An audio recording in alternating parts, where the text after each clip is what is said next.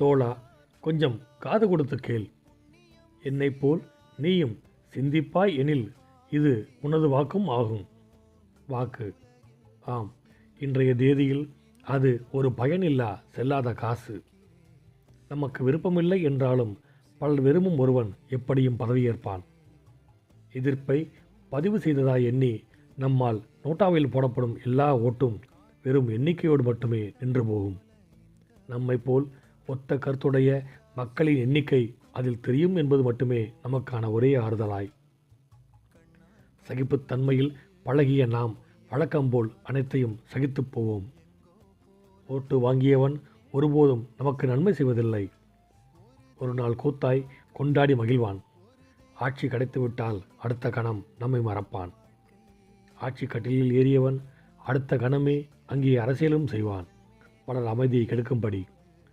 சாதி மதத்தின் பெயரால் சில சங்கடங்கள் தூண்டப்படும். உண்மையில் இங்கு ஜாதி மதம் இல்லாமல் போனால் அரசியல் ஆதரவின்றி அனாதையாகி போகும்.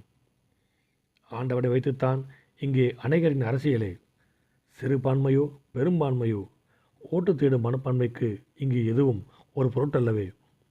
பொதுவில் இலவசங்களை அள்ளி வீசினால் ஓட்டுகளை அள்ளி விடலாம் என்பதுதான் நம் வாழ்நாளின் சாபக்கேடு. காசு வாங்கி கொண்டு கோஷம் போடும் மனநிலைக்கு நம்மில் பலர் எப்போதோ பழகிவிட்டனர்.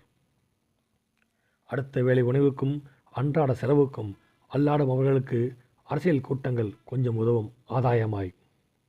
ஆராய்ந்து பார்த்து வாக்களிக்க பழக்கமில்லா என் சக மனிதர்களோடு நானும் நடக்கிறேன் மாற்றம் காண முடியா ஏமாற்றத்துடன்.